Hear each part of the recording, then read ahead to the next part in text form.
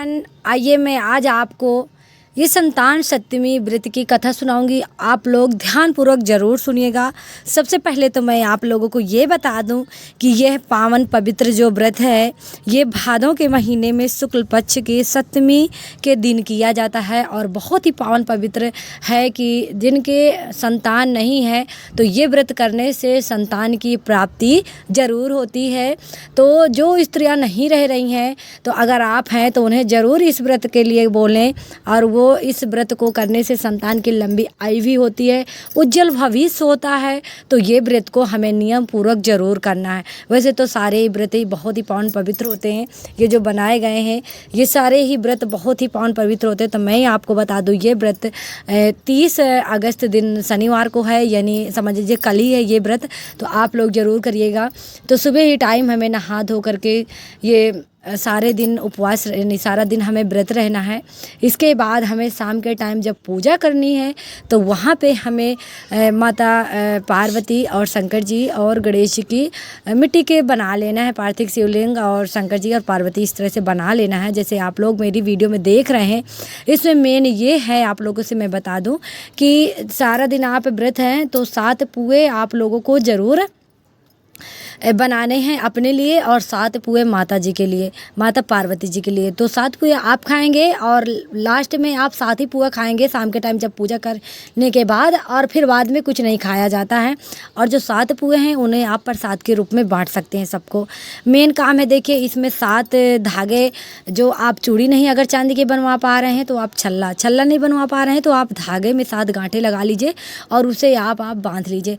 अब आइए मैं आप लोगों को ये पावन पवित्र कथा सुनाती हूँ, आप लोग ध्यान से सुनिएगा। तो आपको हाथ में मिठाई वगैरह कुछ ले लेनी है, हाथ जोड़ के बैठ जाना है। इसके बाद यहाँ पे ये भी बता दूँ मैं कि लोग 7 तरह के दाने भी चढ़ाते हैं, 7 प्रकार के। तो जो जो आपके इधर हो रहा है आप वैसे करिए, जिस तरह हमारे यहाँ होता है मैंने अपने तरीके से आपको दिखाया हुआ है, ठीक है। इसके बाद मैं बता दूँ कि एक समय की बात है कि एक राजा और एक रानी थे। वो बहुत ही सुखी थे और उनके पास अपार धन था, किसी चीज़ की कमी नहीं थी, सब कुछ था उनके पास, इतनी धन दौलत थे। अब राजा ही थे पूरे, मतलब समझ लीजिए पूरे गांव के राजा ही थे। तो उनको किस चीज़ की कमी है? किसी चीज़ की कमी नहीं थी, सिर्फ और सिर्फ एक संतान नहीं था उनके। तो सिर्फ और सिर्फ वो संतान के कारण दुखी थे, क्योंकि देखिए जिसके पास संतान नहीं होती तो वो दुखी ही होता है और उसको लोग तरह तरह के ताने सुनाते हैं। तो बहुत दुखी था। तो फिर इसी तरह से जंगल में इसी तरह टहलने गए, जंगल की तरफ राजा रानी दोनों टहल रहे थे। तो उन्हें एक ऋषि मिले और उन्होंने बताया कि उन्होंने अपनी पूरी व्यथा सुनाई कि हम बहुत ही परेशान हैं, 10-20 साल हो गए, हमारी कोई संतान नहीं है। तो उन्होंने बताया कि ये जो व्रत है, जो भादों के महीने में शुक्ल पक्ष सप्तमी आती है, ये संतान सप्तमी का जो व्रत है इसको आप करिए। तो उन्होंने पूरी विधि विधान सहित पूरी कथा बताई कि ये व्रत कैसे करनी है, सारी चीज़ें बताई। तो रानी ने मान ली और ये रानी ने अपने नियम पूर्वक संकल्प लिया और ये व्रत करने को ठान ली। जब भादों की सप्तमी आई तो रानी ने व्रत नियम पूर्वक किया और उनको एक सुंदर और उज्जवल संतान की प्राप्ति हुई।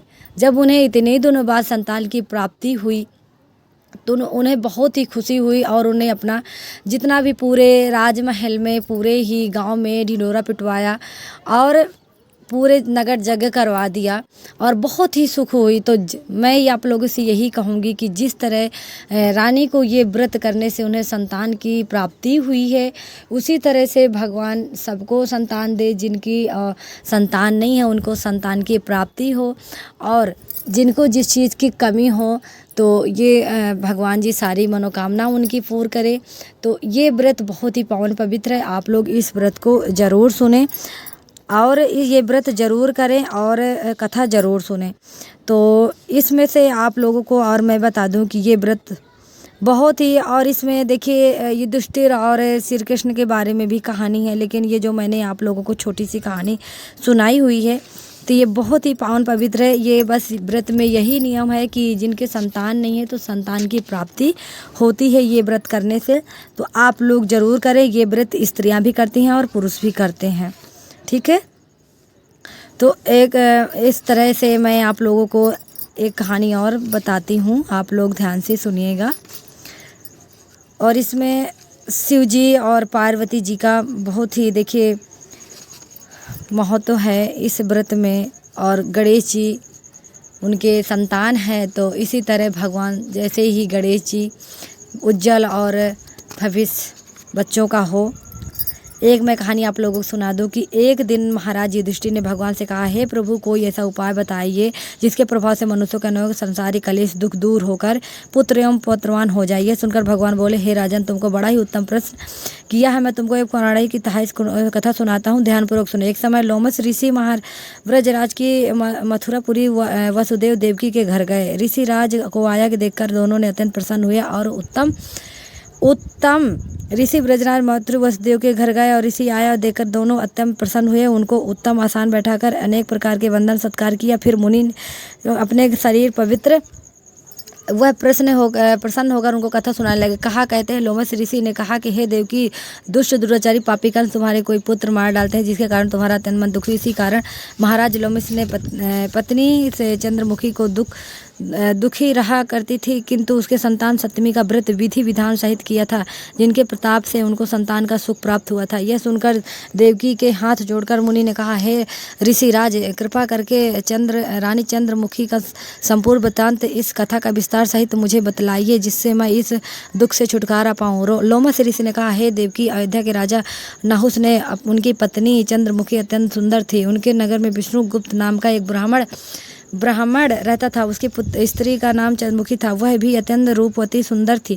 रानी और ब्रह्मणी ने अत्यंत प्रेम था। एक दिन दोनों ने सरयू नदी में स्नान करने के लिए गई। वहां उन्होंने देखा कि बहुत सी स्त्रियां सरयू नदी के स्नान करके निर्मल वस्त्र पहनकर एक मंडप में शंकर पार्वती की मूर्ति स्थापित करके पूजा कर रही हैं। रानी ने ब्रह्मणी से देखकर यह स्त्री से पूछा, बहनों, तुम यह किस देवता किस कारण पूजन कर रही हो? यह सुनकर स्त्रियों ने कहा, संतान सप्तमी का व्रत कर रही हैं और हमें शिव पार्वती का पूजन चंदन छात आदि से पोषण विधि किया है। यह सब पुनीत व्रत का विधान है। यह सुनकर रानी ब्रह्मणी ने इस व्रत को करने का मन ही मन संकल्प लिया और घर लौटकर वापस इस व्रत को करने का निर्णय लिया। और ये व्रत नियम पूर्वक रानी ने किया तो उनको संतान की प्राप्ति हुई। तो आप भी इस व्रत को जरूर करिएगा। अगर आप परेशान हैं, संतान नहीं है, तो इस व्रत को करने से नियम पूर्वक संतान की प्राप्ति होती है, संतान का उज्जवल भविष्य होता है, संतान की लंबी आयु होती है। तो हे भगवान, हे शंकर जी, सबको सुख दें, सबको सब कुछ दें, क्योंकि संतान के बिना लोग तरह तरह की बातें सुनाते हैं और ऐसे ताने मारते हैं कि दिल में घाव करके जाते हैं। तो ठीक है फ्रेंड, राधे राधे। फिर मिलते हैं एक नए वीडियो में। और आप लोग वीडियो को लाइक ज़रूर करिएगा। और मैं भी आप लोगों से निवेदन करती हूँ कि मेरे भी चैनल को आगे बढ़ाइए और वीडियो को ध्यान से सुनिए, देखिए मैं कोई बढ़ा चढ़ा करके वीडियो नहीं बनाती हूँ, ना ही कोई बढ़ा चढ़ा कर सामग्री दिखाती हूँ। जो जितनी उत्तम चीज़ें हैं वही चीज़ें मैं आप लोगों को दिखाती हूँ, वही चीज़ें सिर्फ और सिर्फ बताती हूँ। जो चीज़ें ज़रूरी पूजा में लगनी है वही और सिर्फ चीज़ें दिखाती हूँ, क्योंकि गाँव के लोगों को ज़्यादा चीज़ें नहीं मिल पाती हैं, वो परेशान हो जाते हैं। इसलिए सब के लिए है ये मेरी वीडियो कि जितनी चीज़ें ज़रूरी हैं उतनी ही चीज़ें मैंने अपने वीडियो के माध्यम से आप लोगों को दिखाया। तो आप लोग देखिए और व्रत भी ध्यान से और कथा भी ज़रूर सुनिएगा। तो ठीक है फ्रेंड, राधे राधे। फिर मिलते हैं एक नई वीडियो में। अगली वीडियो में आप लोगों को बताऊंगी कि जो आपने ये शिव और पार्वती जी बनाए हैं, इनका विसर्जन कैसे करना है। ठीक है।